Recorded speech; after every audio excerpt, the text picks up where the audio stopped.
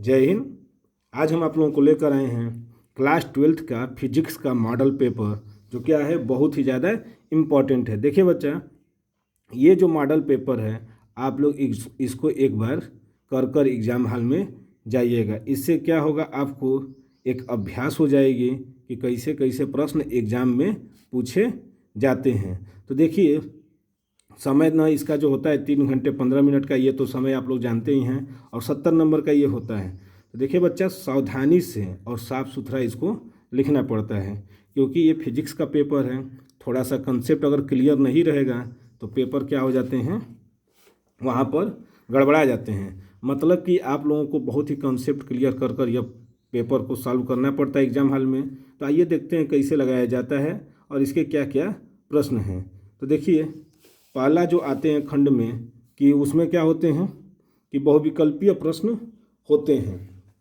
तो देखिए, ये बहुविकल्पीय जो प्रश्न होते हैं सब एक एक नंबर के हैं। तो देखिए, इसमें क्या पहला प्रश्न क्या कर रहा है कि विद्युत फ्लक्स का मात्रक है। तो देखिए, विद्युत फ्लक्स का क्या मात्रक है, तो विद्युत फ्लक्स का क्या मात्रक होता है, तो कैसे इसको लिखेंगे। तो देखिए, लिखेंगे खंड अ, प्रश्न संख्या पहला का क क्या होगा, तो वोल्ट प्रति मीटर। विद्युत फ्लक्स का जो मात्रक होता है क्या होता है, वोल्ट प्रति मीटर होता है।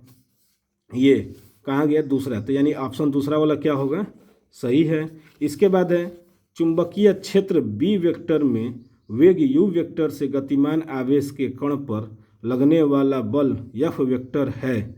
क्या कौन सा होगा इसमें ऑप्शन, तो देखिए इसका ऑप्शन क्यू ब्रैकेट में U vector cross of B vector, यानी कौन सा ऑप्शन सही होगा, तो तीसरा वाला ऑप्शन सही है।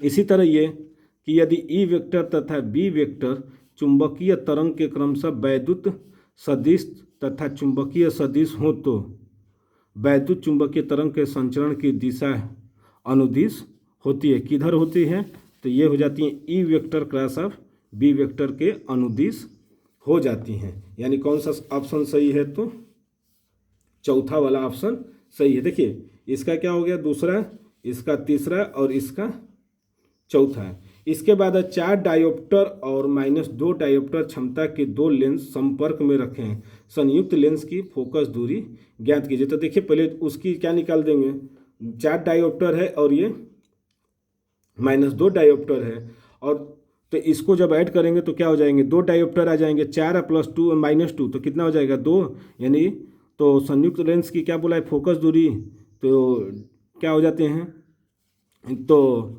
100 बाई क्या लिख देंगे 2, तो यानी कितना आ जाएगा ऑप्शन 50।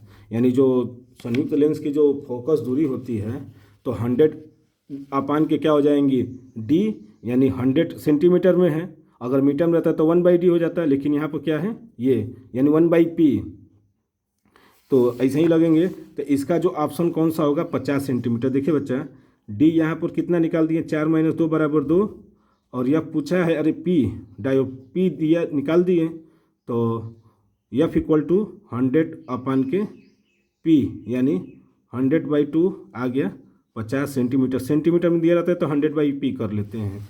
तो ये हो गया। इसके बाद है अगला प्रश्न, देखिए कि एक धातु के पृष्ठ पर 6 इलेक्ट्रॉन ऊर्जा के फोटॉन आपतित होते हैं, तब उत्सर्जित फोटो इलेक्ट्रॉन की अधिकतम ऊर्जा 4 इलेक्ट्रॉन होती है। निरोधी विभव होना चाहिए। तो देखिए कितना है, अधिकतम फोटो इलेक्ट्रॉन की अधिकतम ऊर्जा 4 इलेक्ट्रॉन वोल्ट है। तो इसका ऑप्शन कौन सा होगा, निरोधी विभव पहला वाला 4 इलेक्ट्रॉन वोल्ट, यानी पहला वाला ऑप्शन सही है। इसके बाद है इसका छठवां प्रश्न, यानी पहले का पी प्रकार का अर्धचालक बनाने के लिए शुद्ध जर्मेनियम में मिलाया जाने वाला अपद्रव्य है। देखिए, पी प्रकार का अर्धचालक बनाने के लिए शुद्ध जर्मेनियम में आर्सेनिक का क्या किया जाता है, अपद्रव्य मिलाया जाता है, यानी ऑप्शन चौथा क्या है, सही है। तो इसको लिखेंगे कैसे, तो इस तरह से लिख देंगे, यानी इस 6 का क्या है यहाँ पर आंसर लिख देंगे। बहुविकल्पी को ध्यान दीजिएगा कि सब सही हो जाएं। तो आइए अब देखते हैं खंड ब का, यानी दूसरा प्रश्न कि क्या है, विशिष्ट चालकता के लिए सूत्र एवं मात्रक ज्ञात कीजिए। यानी लिखिए विशिष्ट चालकता के लिए सूत्र एवं मात्रक लिखिए। ये भी क्या है, एक एक नंबर के प्रश्न हैं। तो देखिए इसको भी देखिए, विशिष्ट चालकता के लिए तो हम क्या करेंगे, इसको इस तरह से लिख सकते हैं कि विशिष्ट चालकता के या सिग्मा इक्वल टू 1/रो। यहाँ पर सिग्मा क्या होगा, अरे रो क्या है, विशिष्ट प्रतिरोध है, और सिग्मा क्या है, विशिष्ट चालकता। तो यानी क्या है, इसका क्या हो जाएगा, रो सिग्मा इक्वल टू 1/रो। इसका मात्रक क्या हो जाएगा, ओम इनवर्स मीटर इनवर्स, जहाँ क्या है सिग्मा इक्वल टू विशिष्ट चालकता और रो इक्वल टू विशिष्ट प्रतिरोध। यही क्या है, इसका पूछा था तो इसका लिख दिए। इसके बाद देखिए अगला प्रश्न दे रहा है कि दो सीधे समांतर अनंत लंबाई के धारावाही चालकों के प्रति एकांक लंबाई पर लगने वाले बल का व्यंजक लिखिए। देखिए सूत्र लिखना है सिर्फ कि दो धारावाही समांतर अनंत लंबाई के धारावाही चालकों के प्रति एकांक लंबाई पर लगने वाले बल का व्यंजक। तो देखिए क्या लिखेंगे, ये ख कि F/L इक्वल टू म्यू अपान के 2 I1 I2 अपान के R न्यूटन प्रति मीटर। देखिए मात्रक क्या हो जाएंगे, न्यूटन प्रति मीटर, क्योंकि न्यूटन और ये क्या हो जाएंगे मीटर। तो ये हो जाते हैं म्यू अपान के 2 इंटू I1 I2 अपान के R न्यूटन प्रति मीटर। देखिए बच्चा, इसके बाद है इसका ग नंबर कि 10 ओम प्रतिरोध तथा 10 हेनरी प्रेरकत्व की एक कुंडली 50 वोल्ट बैटरी से जोड़ी गई है। कुंडली में संचित ऊर्जा का मान बताइए। देखिए यहाँ पर प्रतिरोध दिया है और हेनरी प्रेरकत्व की एक कुंडली है और 50 वोल्ट की बैटरी से जुड़ा है, तो उसमें संचित ऊर्जा पूछा है अर्थात यू पूछा है। तो देखिए फिजिक्स का न्यूमेरिकल लगाने से पहले देखिए क्या क्या दिया है। तो आर दिया है, एच दिया है और भी दिया है, और क्या पूछ रहा है, संचित ऊर्जा यानी यू पूछ रहा है। तो कैसे लगेंगे इसको देख लीजिए। तो देखिए बच्चा, प्रतिरोध दिया है आर इक्वल टू 10 ओम, प्रेरकत्व एल इक्वल टू 10 हेनरी जो दिया है, और वोल्टेज यानी वी इक्वल टू 50 वोल्ट। तो ओम के नियम के अनुसार क्या होता है, V equal to I R, यानी I equal to V upon के आर।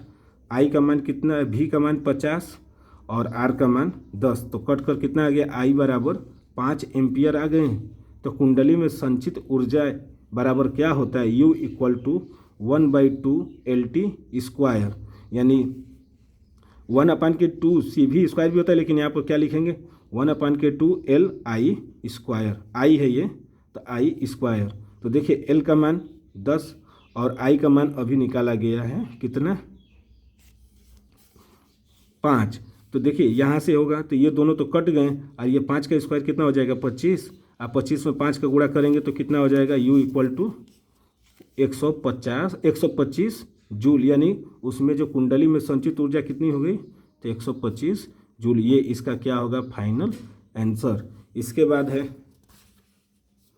क्रांतिक कोण की परिभाषा दीजिए। देखिए क्रांतिक कोण की क्या देना है, सिर्फ परिभाषा देना है। तो 1 नंबर का है, तो क्या है घ का, कि जब कोई प्रकाश किरण सघन माध्यम से विरल माध्यम में प्रवेश करती है तो आपतन कोण के उस मान को जिसके संगत अपवर्तन कोण का मान 90 अंश होता है, क्रांतिक कोण कहलाता है। ये सिर्फ परिभाषा देना है क्रांतिक कोण का, तो यहाँ पर सिर्फ परिभाषा लिखकर छोड़ दीजिएगा।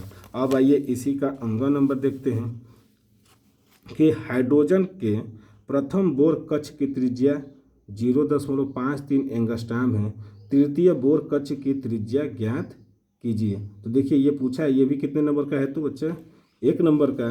तो इसको लगाया कैसे जाएगा, तो देखिए सूत्र होता है R equal to R0 N square upon के Z। यहाँ पर प्रथम कक्ष बोला यानी Z बराबर क्या है 1, तो R1 बराबर क्या हो जाएगा R0 N स्क्वायर, यानी 1 का क्या होगा स्क्वायर, इसका मान कितना दिया है तो 0.53 एंगस्ट्राम, यानी R0 और ये 1 का स्क्वायर 1, यानी R0 का मान कितना आ गया 0.53 एंगस्ट्राम, ये आ गए। तो अब देखिए n3 पूछा है तीसरे कक्ष के लिए, तो R3 बराबर क्या हो जाएगा R0 n स्क्वायर। n का मान 3 है तो यहाँ पर क्या करेंगे, ये तो अभी निकाल दिए 0.53 एंगस्ट्राम, और ये n का यानी 3 का स्क्वायर कितना हो जाएगा 9, इसका गुणा करेंगे तो R3 बराबर 4.77 एंगस्ट्राम। ये क्या हो जाएंगे आंसर, यानी ये कौन सा हो गया, तृतीय बोर कक्ष की त्रिज्या कितनी हो जाएगी, तो इतना हो जाएगा। अब आइए अगला प्रश्न देखते हैं इसका च। इलेक्ट्रॉन सूक्ष्मदर्शी में त्वरक के विभव का मान ज्ञात कीजिए जबकि इलेक्ट्रॉन का तरंग दैर्घ्य 1 एंगस्ट्राम है। तो देखिए लेमडा इक्वल टू दिया है 1 एंगस्ट्राम, और लेमडा इक्वल टू क्या होता है 12.25 अंडर रूट भी, या भी अंडर रूट भी बराबर 12.27 अपान के लेमडा। दोनों तरफ क्या कर देते हैं वर्ग करने पर, तो देखिए जब वर्ग करेंगे दोनों तरफ तो ये तो रूट में है तो ये क्या हो जाएगा बाहर, और 12.27 का स्क्वायर अपान के लेमडा का स्क्वायर, और लेमडा का मान है कितना तो 1, तो इसलिए 12.27 का स्क्वायर अपान के 1 का स्क्वायर, इस तरह से करेंगे तो कितना आ जाएगा ये 150.552 वोल्ट, या भी बराबर 150.6 वोल्ट। इस तरह से ये इसका क्या हो जाएंगे आंसर हो जाएंगे। देखिए यही इसका आंसर हो गया। अब आते हैं प्रश्न संख्या 3 पर। देखिए बच्चा तीसरे यानी खंड स तीसरे का क क्या कह रहा है कि 6 ओम के मोटे तार को खींचकर इसकी लंबाई दोगुनी कर दी जाती है। तार के नए प्रतिरोध की गणना कीजिए, यानी R तो दिया है और लंबाई कितना कर दिया है तो 2L, तो जो नया प्रतिरोध बनेगा उसका क्या होगा, तो देखिए तो R का मान तो 6 ओम और N कितना कर दिया यानी 2 गुना कर दिया है ना, तो इसलिए क्या हो जाएंगे 2N, यानी तो नया प्रतिरोध R डैश बराबर क्या हो जाएगा R इंटू N का स्क्वायर, यानी R का मान तो 6 और कितना किया है 2 गुना का स्क्वायर करेंगे तो कितना हो जाएगा 4, तो ये R डैश बराबर 6 गुणे 4 यानी कितना आ जाएगा 24 ओम। ये आपका फाइनल आंसर होगा। देखिए बहुत ही आसान तरीका है कि अगर कोई तार का प्रतिरोध दिया है और उसको 2 गुना कर दिया है तो जाहिर सी बात है उसका स्क्वायर कर दीजिए और जो प्रतिरोध दिया है उसमें गुणा कर दीजिए तो उसका मान तुरंत निकल जाता है। तो ये आ गया कितना 24 ओम। आइए अब देखते हैं इसका दूसरा प्रश्न। ख किसी प्रिज्म से अल्पतम विचलन कोण 30 अंश है। प्रिज्म के प्रथम अपवर्तक पृष्ठ पर अपवर्तन कोण भी दिया है कितना 30 अंश, विचलन कोण भी 30 अंश है ये भी। तो प्रिज्म के पदार्थ का अपवर्तनांक ज्ञात कीजिए। तो देखिए कैसे लगेंगे, तो सूत्र हमको पता है क्या है कि n equal to sine bracket में a plus sigma m upon के साइन a/2। तो देखिए क्या दिया है, ये r का मान 30 अंश, सिग्मा m का मान 30 अंश और n क्या है वाट। तो यहाँ से i बराबर क्या होता है, देखिए a प्लस सिग्मा m/2 या और r बराबर क्या होते हैं a/2। ये दोनों सूत्र होते हैं। i का मान इतना होता है और r का मान इतना होता है किसी प्रिज्म के लिए। तो इसके बाद क्या करेंगे, देखिए तो a बराबर क्या हो जाएगा 2r, क्योंकि यहाँ से r बराबर क्या है a/2, तो a बराबर क्या हो जाएंगे 2r, तो बराबर 2 गुणे 30, यानी a का मान कितना आ गया बच्चा 60, और i का मान देखिए i बराबर a प्लस सिग्मा m/2। तो i का मान निकालना है तो a का मान कितना है 60 और सिग्मा m का मान अभी बताएं है 30/2, यानी i बराबर 90 अपान के 2 कट कर कितना आ गया 45 और r का मान 30 ये है। तो n equal to sine i upon के साइन r, स्नेल के नियम से तो साइन i का मान कितना है 45 और साइन r का मान कितना है r का मान 30, तो साइन 45 के बटे में साइन 30, तो n का मान कितना हो जाएगा 1/√2 अपान के 1/2, ये चला जाएगा ऊपर और ये इसके साथ, तो 2 अपान के √2। हर का परिमेयकरण कर देते हैं ऊपर नीचे, तो n का मान कितना आ जाएगा √2, जो कि क्या होगा इसका आंसर होगा। या फिर √2 का मान कितना होता है 1.41, ये भी सही है। या फिर ये, अगर आपको आंसर इसका अगर नहीं समझ में आ रहा है कि इसको कैसे पॉइंट में करेंगे तो इसको यहीं पर छोड़ दीजिएगा, या फिर जानते हैं तो इसको लिख दीजिएगा। अब आइए अगला प्रश्न पर।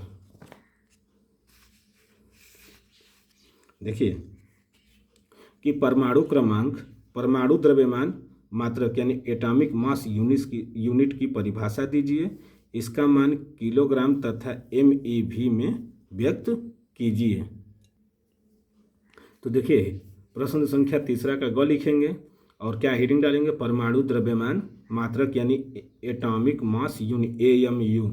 तो देखिए मूल कणों जैसे AMU नाभिक तथा परमाणुओं के द्रव्यमान अति क्या हो जाते हैं, सूक्ष्म होते हैं, जिनके द्रव्यमान को व्यक्त करने के लिए एक मात्रक चुना गया है जिसे द्रव्यमान मात्रक कहते हैं। और क्या लिखेंगे कैसे कि कार्बन परमाणु 6-12 यानी कार्बन 6 और परमाणु भार 12 के द्रव्यमान के 12वें भाग को परमाणु द्रव्यमान मात्रक कहते हैं और इसे AMU से क्या करते हैं, व्यक्त करते हैं, यानी AMU एटॉमिक मास यूनिट। तो देखिए एटॉमिक मास यूनिट यानी एक AMU बराबर, इसको केजी में बोला था करने के लिए, तो होता है 1.66 × 10⁻27 kg। और MeV में क्या होता है, एक AMU इक्वल टू होता है 931 MeV। ये इसका क्या हो गया, आंसर हो गया। अब आइए देखते हैं तीसरा का घ।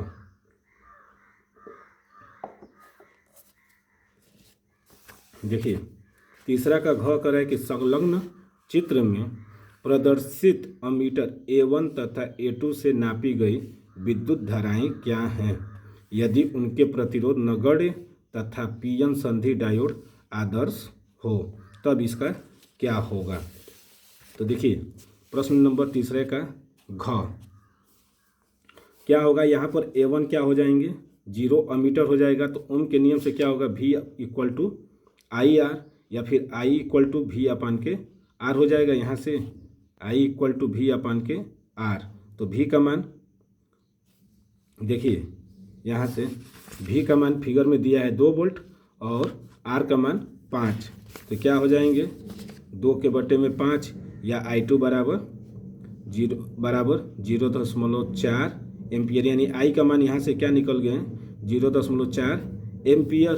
और A2 पूछा है तो A2 क्या हो जाएंगे 0.5 एम्पियर, यानी यही क्या हो गया, इसका आंसर हो गया। यानी ये जो है इसका क्या हो जाएंगे, आंसर हो गए। अब आइए देखते हैं अगला प्रश्न, यानी प्रश्न संख्या चौथा। देखिए बच्चा, प्रश्न नंबर 4 क्या कर रहा है कि विभव प्रवणता से क्या तात्पर्य है। विभव प्रवणता एवं वैद्युत क्षेत्र की तीव्रता के मध्य संबंध स्थापित कीजिए। कितने नंबर का है, तो ये 3 नंबर के अब प्रश्न शुरू हो गए। तो देखिए पहले विभव प्रवणता की परिभाषा देंगे, इसके बाद विभव प्रवणता और वैद्युत क्षेत्र की तीव्रता के मध्य क्या कर देंगे, संबंध को स्थापित कर देंगे। तो देखिए विभव प्रवणता क्या होता है, तो वैद्युत क्षेत्र की दिशा में दूरी परिवर्तन के साथ विभव परिवर्तन की दर को ही क्या कहते हैं, विभव प्रवणता कहते हैं। यानी वैद्युत क्षेत्र की दिशा में दूरी परिवर्तन के साथ विभव परिवर्तन की दर को ही क्या कह देंगे, विभव प्रवणता, जिसे क्या कहते हैं E = -ΔV/ΔX, जहाँ E क्या है वैद्युत क्षेत्र की तीव्रता, ΔV जो है विभव प्रवणता या विभव, और ΔX क्या है दूरी परिवर्तन की दर, यानी दूरी की परिवर्तन की दर। ऋणात्मक चिन्ह यह दर्शाता है कि E की दिशा विभव प्रवणता के दिशा के क्या है, विपरीत है। और इसके बीच में सब संबंध पूछा था, तो E वेक्टर = -ΔV वेक्टर बराबर माइनस ब्रैकेट में I cap dV/dx plus J cap dV/dy और K कैप dV/dz, ये हो जाते हैं। ये क्या है, वैद्युत क्षेत्र और विभव प्रवणता के बीच का संबंध यही है। अब आते हैं प्रश्न नंबर 4 का ख। देखिए अपवाह वेग की परिभाषा दीजिए, अपवाह वेग एवं विद्युत धारा में संबंध स्थापित कीजिए। तो क्या होता है इसको भी देख लेते हैं। तो देखिए अपवाह वेग क्या है, बहुत ही इम्पोर्टेंट है ये। तो जब किसी चालक में धारा प्रवाहित की जाती है तो चालक में उपस्थित इलेक्ट्रॉन एक निश्चित वेग ब्रैकेट में 10⁻⁴ मीटर प्रति सेकेंड से गति करने लगता है। इलेक्ट्रॉनों के इस नियत सूक्ष्म वेग को ही क्या कहते हैं, अपवाह वेग कहते हैं। इसको किससे डिनोट करते हैं, तो भी डी से, यानी ड्रिफ्ट वेलोसिटी से। तो वी डी समानुपाती किसके हो जाएंगे, ई या वी डी इक्वल बराबर म्यू इंटू ई, जहाँ ई क्या है, वैद्युत क्षेत्र है, और वी डी जो है अपवाह वेग है, और यू क्या है, इलेक्ट्रॉन की, म्यू जो है इलेक्ट्रॉन की गतिशीलता है। चूँकि आई बराबर होता क्या है, क्यू बाई टी, तो डेल्टा यल पर कुल आवेश कितने हो जाएंगे, डेल्टा थीटा बराबर एन थीटा। तो चूँकि क्यू बराबर Q equal to N Q, तो क्यू बराबर क्या हो जाएंगे, एन ई, जहाँ एन क्या है, नंबर ऑफ इलेक्ट्रॉन, तो आई बराबर क्या हो जाएंगे, एन ई अपान के टी। तो चालक में कुल इलेक्ट्रॉनों की संख्या क्या हो जाएंगे, एन इंटू ए टी, ये हो जाएंगे। तो देखिए, और चालक का कुल आवेश कितना होगा, तो जेड बराबर क्यू बाई टी बराबर एन ई। तो देखिए अब यहाँ से क्यू का मान पता ही है अभी, वहाँ पर क्या, N into A T into ई।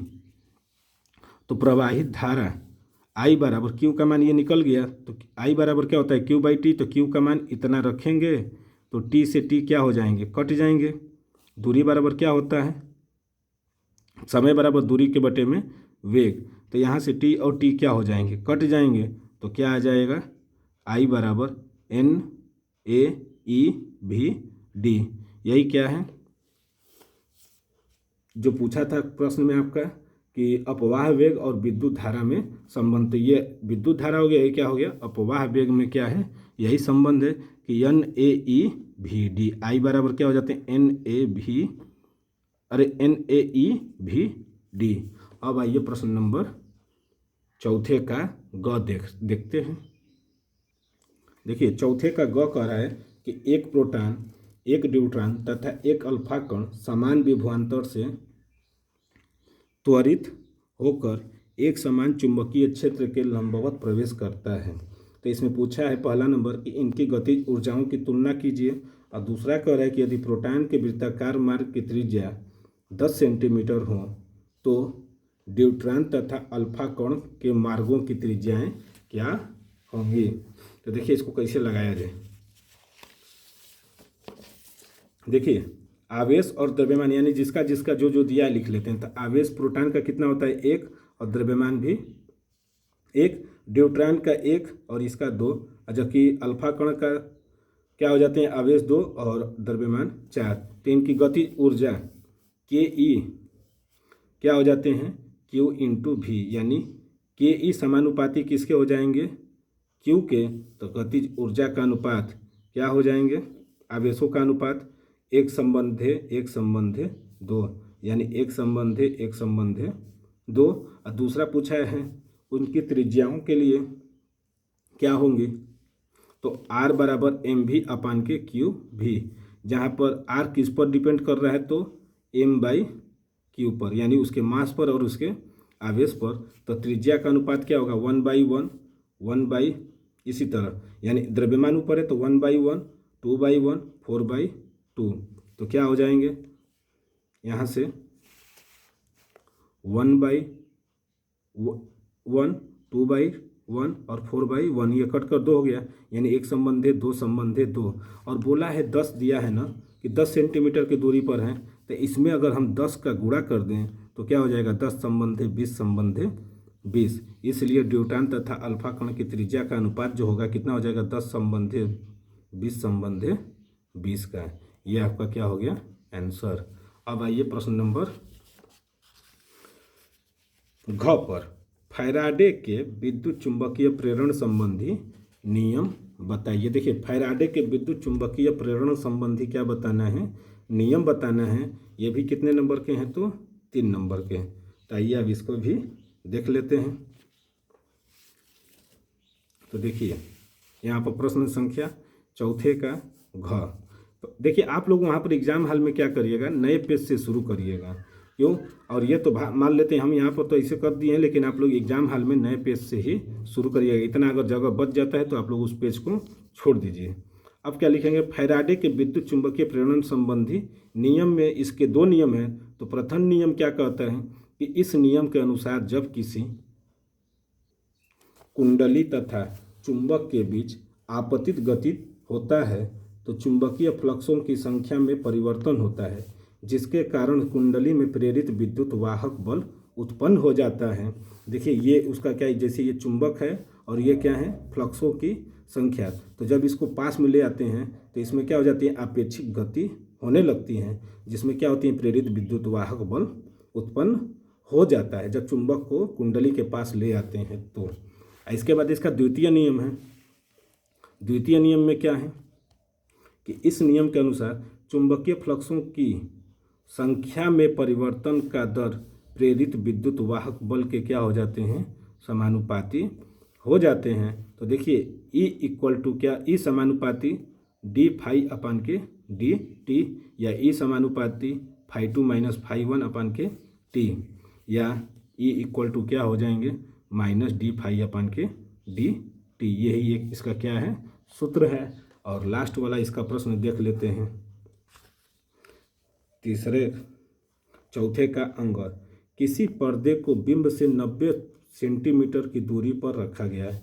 पर्दे पर किसी उत्तल लेंस द्वारा उसे एक दूसरे से 20 सेंटीमीटर दूर स्थितियों पर रख दें तो 2 प्रतिबिंब बनाए जाते हैं। लेंस की क्या निकालनी है, फोकस दूरी। तो देखिए क्या क्या दिया है, पहले उसको लिखा जाए। तो यहाँ पर लिखेंगे प्रश्न संख्या अंग का, चौथे का अंग, कि पर्दे तथा वस्तु के बीच की दूरी ए बराबर दिया है 90 सेंटीमीटर और लेंस की दो स्थितियों के बीच की दूरी डी बराबर 20 सेंटीमीटर। तो देखिए लेंस का विस्थापन जो होते हैं सूत्र एफ बराबर A square minus D square upon के 4a, यानी एफ बराबर 90 का स्क्वायर माइनस 20 का स्क्वायर अपान के 4 इंटू 90। तो 90 का करेंगे तो 8100 माइनस 400 अपान के 4 का गुणा कर देंगे तो 360। इसको घटाइए तो 7700 के बटे में 360, 0 से 0 कट गए। अब 36 में क्या करेंगे, इसका भाग दे देंगे तो कितना आ जाएगा, फोकस दूरी 21.4 सेंटीमीटर। इसी तरह ये सवाल लगेंगे। अब देखते हैं अगले प्रश्न पर। प्रश्न नंबर 5वां क्या कह रहा है, 5वां देखिएगा बच्चा, 5वें का क, चुंबकत्व के परमाणुीय मॉडल की क्या कीजिए, व्याख्या कीजिए। यदि पृथ्वी के किसी स्थान पर पृथ्वी के चुंबकीय क्षेत्र के ऊर्ध्वाधर घटक का मान क्षैतिज घटक के मान का कितना हो जाता है, √3 गुना हो तो उस स्थान पर नति कोण का मान क्या होगा। देखिए बहुत ही इम्पोर्टेंट ये प्रश्न है। तो पहले क्या लिखेंगे, चुंबकत्व के परमाणुीय मॉडल की क्या करते, पहले व्याख्या करें। तो देखिए कैसे लिखेंगे, चुंबकत्व का परमाणुीय मॉडल, प्रत्येक पदार्थ असंख्य परमाणुओं से मिलकर बना है। देखिए प्रत्येक पदार्थ क्या है, असंख्य परमाणुओं से मिलकर बना है। प्रत्येक परमाणु के केंद्र पर एक धनावेशित नाभिक होता है जिसके चारों ओर विभिन्न कक्षाओं में इलेक्ट्रॉन घूमते रहते हैं। ये इलेक्ट्रॉन कक्षीय परिक्रमण के अतिरिक्त अपनी धुरी पर भी घूमते रहते हैं। इसे क्या बोलते हैं, चक्रण कहते हैं। चूँकि प्रत्येक इलेक्ट्रॉन आवेशित होता है अतः कक्षीय अथवा चक्रण गति करता हुआ इलेक्ट्रॉन एक धारावाही लूप या चुंबकीय द्विध्रुव की भांति व्यवहार करता है। इसी कारण परमाणु में क्या हो जाते हैं, चुंबकीय आघूर्ण उत्पन्न हो जाते हैं। देखिए इसके बाद बोला क्या है, इसका नति कोण ज्ञात करने के लिए। तो जैसे नाभिक के चारों ओर क्या कर रहे हैं, ये परिक्रमण कर रहे हैं, पृथ्वी के किसी स्थान पर दिया था तो ये कर रहे हैं। तो देखिए अब ये क्या किया जाएगा कि डेल्टा को क्या, अरे ये डेल को क्या मान लेते हैं, नति कोण। तो इसलिए del tan del equal to क्या हो जाएगा v अपान के एच, ये होता है v बराबर एच अपान के √3, क्योंकि √3 क्या हो जाती हैं, गुना हो जाती हैं, तो v अपान के एच बराबर 1/√3 या डेल इक्वल टू 1/√3 या del equal to tan inverse tan 30, तो डेल का मान कितना आ गया 30 अंश, यही इसका क्या है, नति कोण है। इसके बाद है 5वां का ख, किसी प्रत्यावर्ती परिपथ में LC और R श्रेणी क्रम में जुड़े हैं, इस परिपथ का आरेख बनाइए, परिपथ की प्रतिबाधा एवं अनुनादी आवृत्ति के लिए सूत्र लिखिए। यदि परिपथ में लगा प्रत्यावर्ती विभव 300 वोल्ट हो, देखिए भी दिया है 300 वोल्ट, प्रेरण प्रतिघात LC कितना दे दिया है RL 50 ओम और धारिती RC इक्वल टू 50 ओम और ओमीय R का मान 10 ओम, तो परिपथ की प्रतिबाधा तथा LC R के सिरों के बीच क्या निकालना है, विभवांतर निकालना। देखिए इसमें कई क्वेश्चन पूछ दिया है श्रेणी क्रम में, तो पहले इसको कैसे लगाया जाएगा। देखिए पहले LCR को किस में जोड़ देंगे, श्रेणी क्रम में, यानी इसके क्या है VL, ये हो जाएगा VC और ये क्या हो जाएगा VR, यानी V का मान तो दिया है क्या 300 वोल्ट और XL कितना दिया है बच्चा, तो 50 ओम यानी प्रेरण प्रतिघात, और XC 50 ओम धारितीय प्रतिघात होता है, और R बराबर 10 ओम ओमीय प्रतिरोध, ये तो दिया है। इसके बाद और दिया है परिपथ की प्रतिबाधा Z, फार्मूला क्या होते हैं यही पूछा भी है कि फार्मूला बताइए, तो Z इक्वल टू क्या होता है √XL माइनस XC का स्क्वायर प्लस R का स्क्वायर, यानी Z बराबर 50 माइनस 50 का होल स्क्वायर प्लस 10 का स्क्वायर। देखिए 50 में 50 करेंगे तो क्या हो जाएंगे 0 का स्क्वायर, आई कितना हो जाएगा 100, ये यानी Z बराबर 10 का स्क्वायर, यानी Z बराबर कितना आ जाएगा 10 ओम, ये क्या है प्रतिबाधा,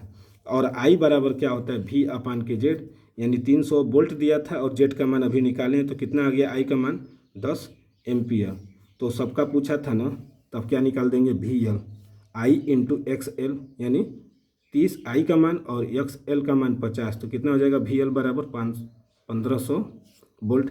इसी तरह VC बराबर I इंटू XC, तो XC का मान 30 गुणे 50, ये भी 1500, और VR बराबर I इंटू R, तो 30 गुणे 10 बराबर 300 वोल्ट। ये तीनों क्या है इसके फाइनल आंसर है। अब आते हैं प्रश्न नंबर 5वें का ग। देखिए 5वें का ग क्या है कि मैक्सवेल के विद्युत चुंबकीय तरंग सिद्धांत की व्याख्या कीजिए। मैक्सवेल के विद्युत चुंबकीय तरंग की क्या करना है, व्याख्या करना है। तो देखिए लिखेंगे प्रश्न संख्या 5वें का ग, मैक्सवेल का वैद्युत चुंबकीय तरंग सिद्धांत।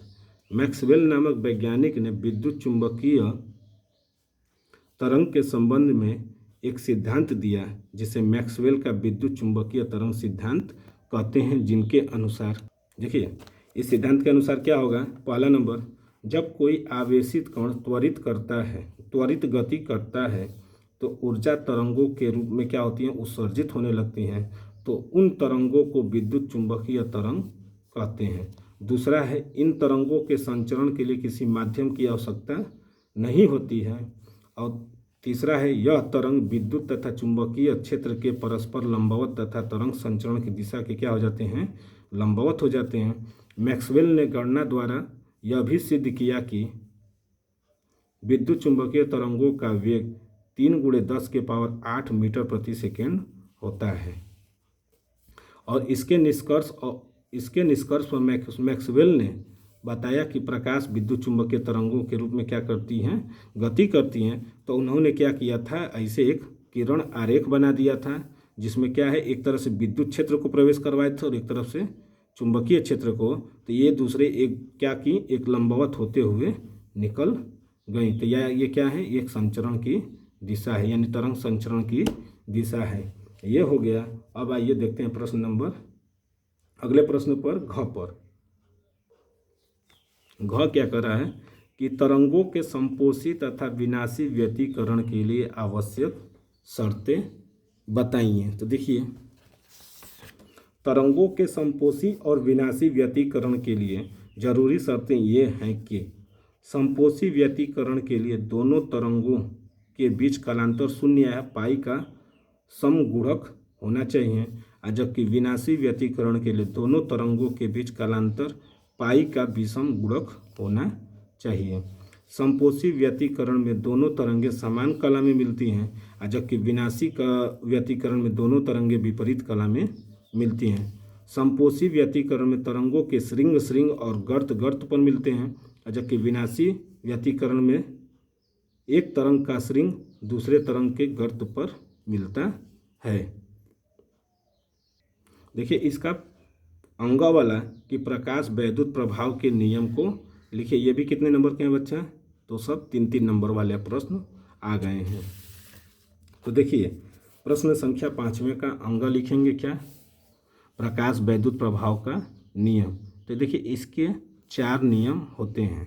पहला क्या कह रहा है कि प्रकाश वैद्युत प्रभाव में इलेक्ट्रॉन उत्सर्जन के लिए कोई समय पश्चाता नहीं होती। देखिए प्रकाश वैद्युत प्रभाव में इलेक्ट्रॉन उत्सर्जन के लिए कोई समय पश्चाता नहीं होती है, जबकि दूसरा क्या कह रहा है कि प्रकाश वैद्युत प्रभाव में उत्सर्जित इलेक्ट्रॉन की संख्या प्रकाश की तीव्रता पर क्या करता है? निर्भर करता है, उसकी आवृत्ति पर नहीं।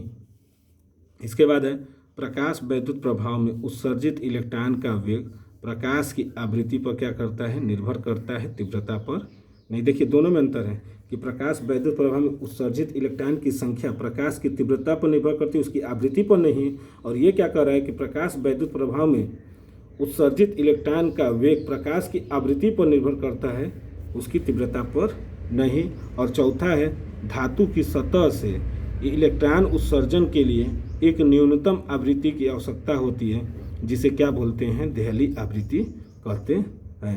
तो देखिए बच्चा अब तक हम बताए हैं जितना प्रश्न सब 3-3 नंबर वाले, 2-2 नंबर वाले, 1 नंबर वाले सब बता दिए। अब आते हैं लॉन्ग प्रश्न पर जो 5 नंबर का आता है। देखिए अब जो है 5 नंबर वाले जो प्रश्न आते हैं कि स्थिर वैद्युतिकी या वैद्युत स्थितिकी का गॉस प्रमेय लिखिए। देखिए गॉस प्रमेय लिखना है। इसकी सहायता से एक समान रूप से आवेशित अनंत लंबाई के सीधे तार के निकट वैद्युत क्षेत्र की तीव्रता के लिए क्या लिखिए?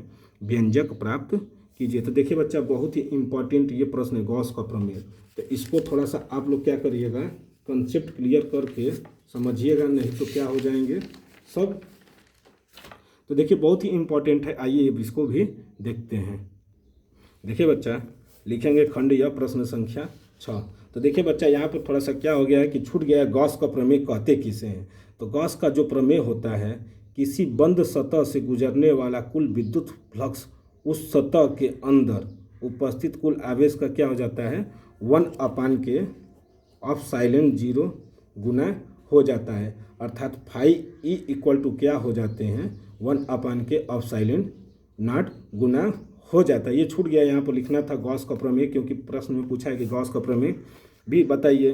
तो पहले उसकी परिभाषा लिखेंगे कि किसी बंद सतह से गुजरने वाला कुल विद्युत फ्लक्स उस सतह के अंदर उपस्थित कुल आवेश का क्या हो जाता है?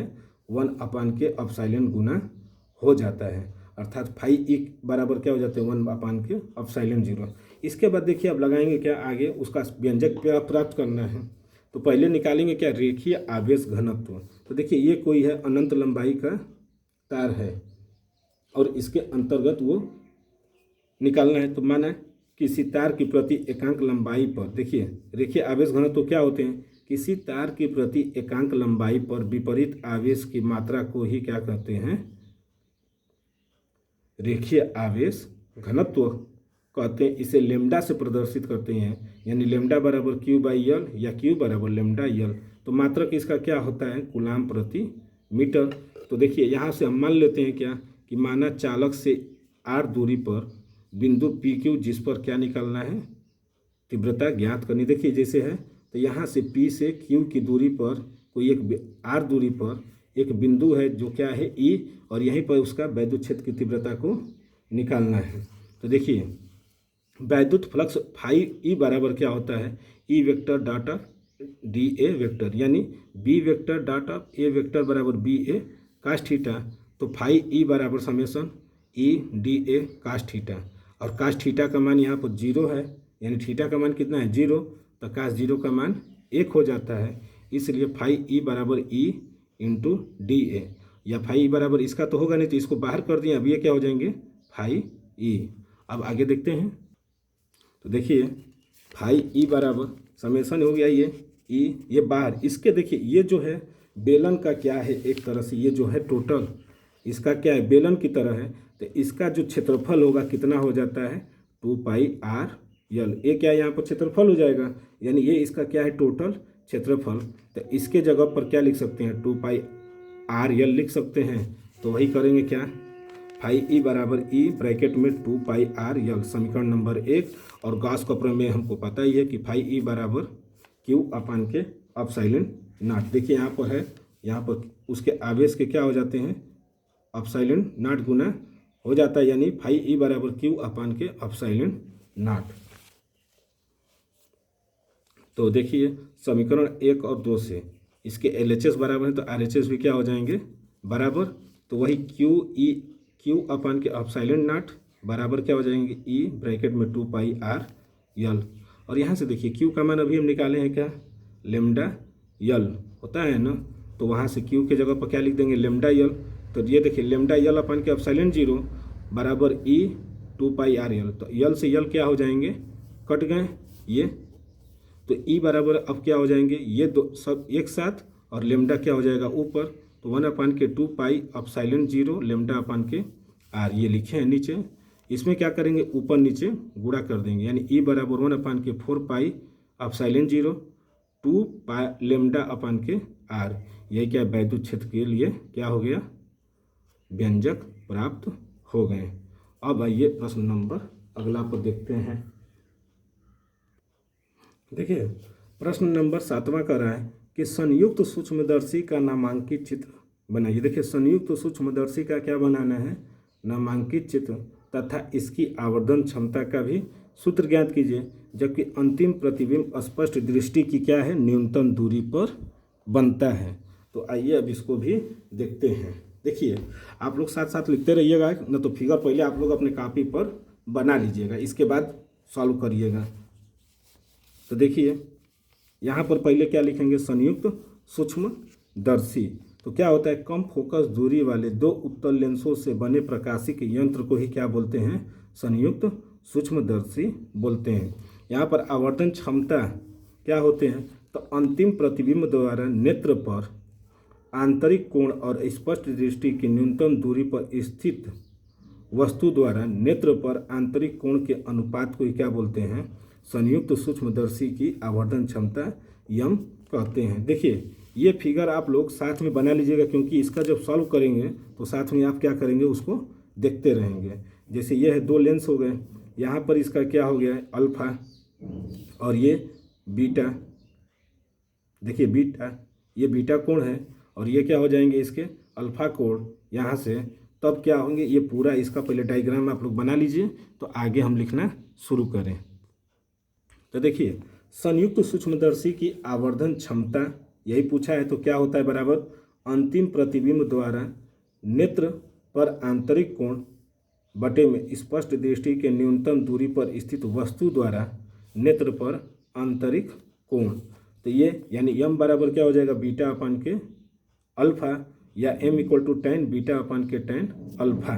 तो देखिए यहाँ से m बराबर tan अल्फा अपान के tan बीटा लिखे हैं ना, चूँकि alpha equal to tan alpha और beta equal to tan beta.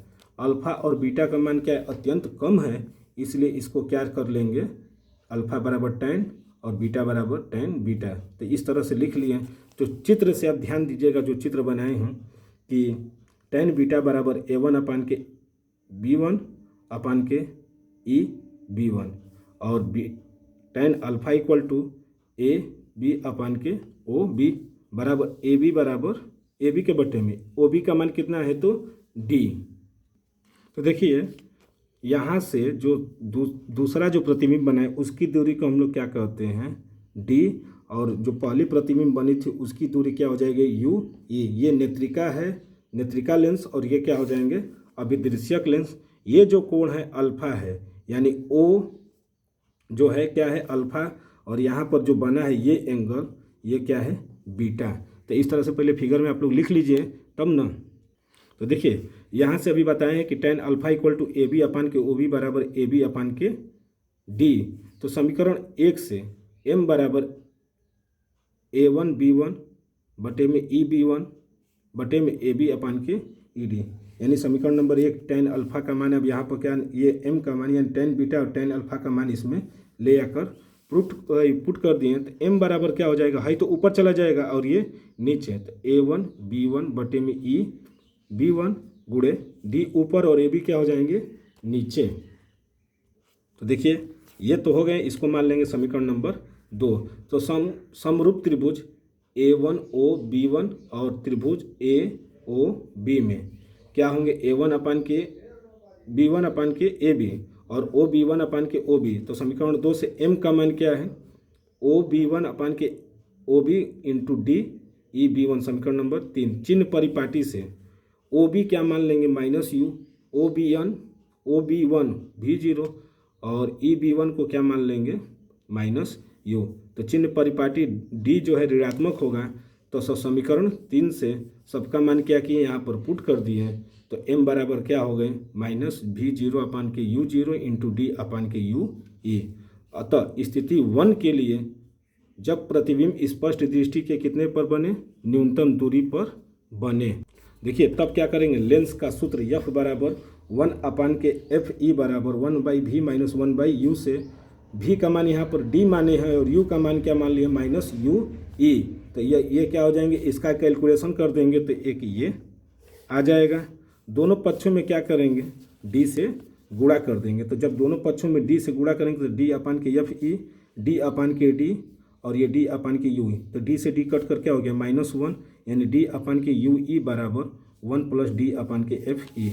अब क्या करेंगे समीकरण 4 में इसको ले जाकर मान रख देंगे। तो वहाँ पर रखेंगे तो m बराबर V0 अपान के U0 ब्रैकेट में 1 प्लस डी अपान के एफ ई। समीकरण नंबर 5। और स्थिति सेकेंड इसका क्या कहता है कि जब अंतिम प्रतिबिंब अनंत पर बने तो यू ई क्या हो जाएंगे एफ ई के बराबर हो जाएगा।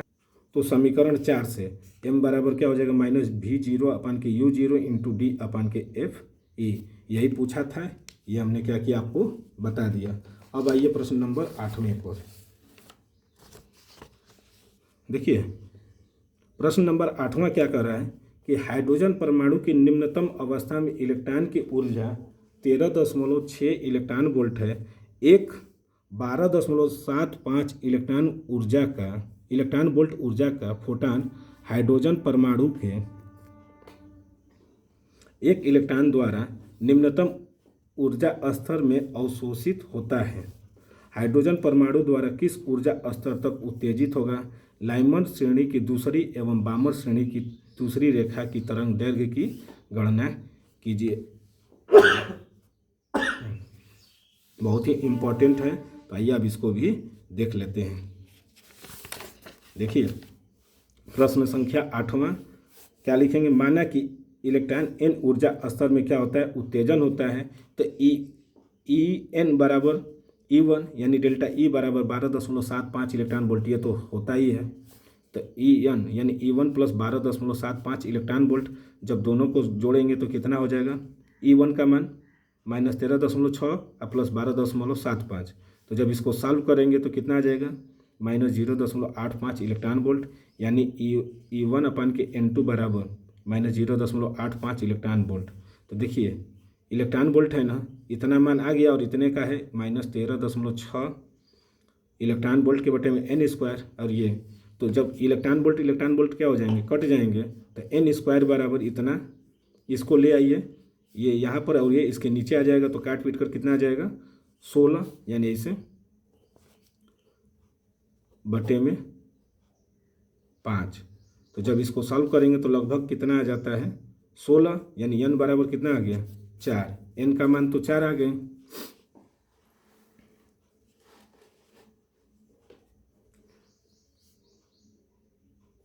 तो अब आते हैं, देखिए जो बोला था कि इलेक्ट्रॉन द्वारा निम्नतम ऊर्जा स्तर में अवशोषित किया जाता है, तो हाइड्रोजन परमाणु किस ऊर्जा स्तर तक उत्तेजित होगा। तो n का मान क्या हो गया 4। अब देखिए लाइमन श्रेणी के लिए 1 के lambda equal to R bracket में 1/n1 का स्क्वायर माइनस 1/n2 का स्क्वायर। लाइमन श्रेणी के लिए n1 का मान 1 और n2 का मान 3। तो 1 के लेमडा इक्वल टू आर, 1 का स्क्वायर करेंगे तो 1 और इसका कितना हो जाएगा 9। तो देखिए एलसीएम लेंगे तो कितना हो जाएगा 9।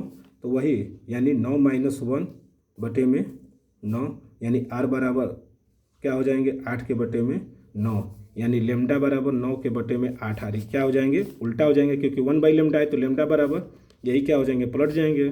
तो 9/8 आर या 9 और 8 और आर का मान कितना होता है बच्चा तो 1.097 गुणे 10 के पावर 7 यानी टोटल जब इसको कैलकुलेट करेंगे तो 1026 एंगस्ट्राम आएंगे।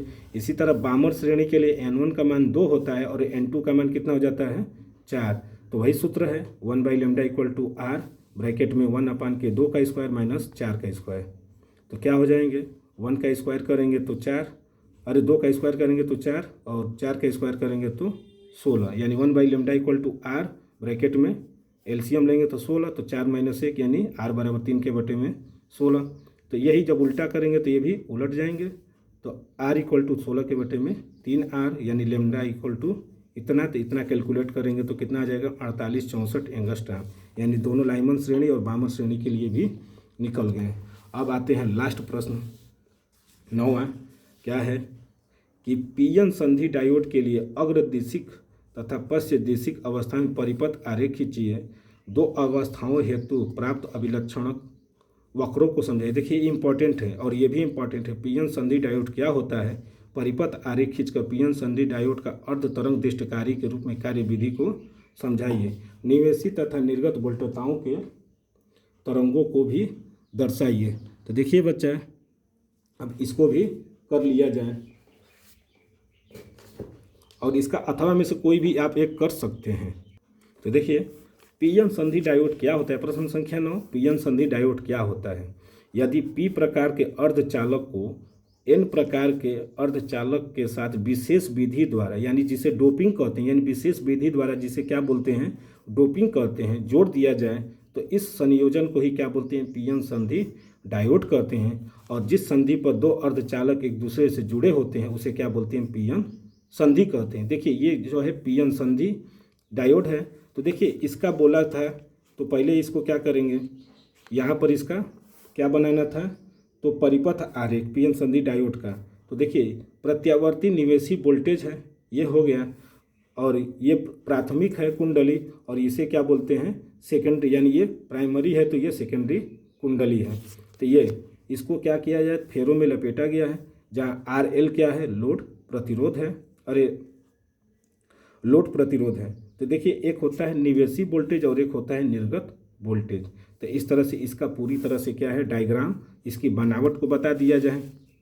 इसमें ट्रांसफार्मर की प्राथमिक कुंडली P को एक प्रत्यावर्ती धारा स्रोत से जोड़ा जाता है, यानी AC से क्या इसको कर दिया जाता है जोड़ दिया जाता है, तथा द्वितीय कुंडली S में एक पीएन संधि डायोड तथा एक लोड प्रतिरोध RL श्रेणी क्रम में जोड़ दिया जाता है जिसे ये जोड़ा गया है। निर्गत वोल्टता को लोड प्रतिरोध के सिरों के बीच क्या करते हैं प्राप्त किया जाता है। ये क्या था इसका बनावट। अब आते हैं इसकी कार्यविधि को देखते हैं। देखिए इसकी कार्यविधि कि निवेशी प्रत्यावर्ती वोल्टेज के धनात्मक अर्धचक्र में जब द्वितीय कुंडली का सिरा A B के सापेक्ष धनात्मक होता है तो संधि डायोड क्या हो जाती हैं अग्रदिशी की स्थिति में होता है। इस अवस्था में लोड प्रतिरोध में धारा C से क्या होंगी D की ओर बहने लगती हैं। इसके बाद ऋणात्मक अर्धचक्र में जब कुंडली का सिरा A B के सापेक्ष ऋणात्मक होता है तो संधि डायोड पश्च दिशी स्थिति में क्या हो जाते हैं होता है। इस अवस्था में लोड प्रतिरोध में कोई धारा नहीं बहती है। अतः पीएन संधि डायोड के अर्ध तरंग दृष्टकारी में केवल धनात्मक अर्धचक्र में ही लोड प्रतिरोध में धारा का प्रवाह होता है। तो यही होता है कि यही इसलिए क्या कहते हैं अर्ध तरंग दृष्टकारी के रूप में कार्य करता है, क्योंकि ऋणात्मक जब आते हैं तो वहाँ पर धारा नहीं बहती है, जब धनात्मक जाते हैं तो धारा बहने लगती है अग्र दिशा में। तो देखिए इसका पूछा था निवेशी तथा निर्गत वोल्टता।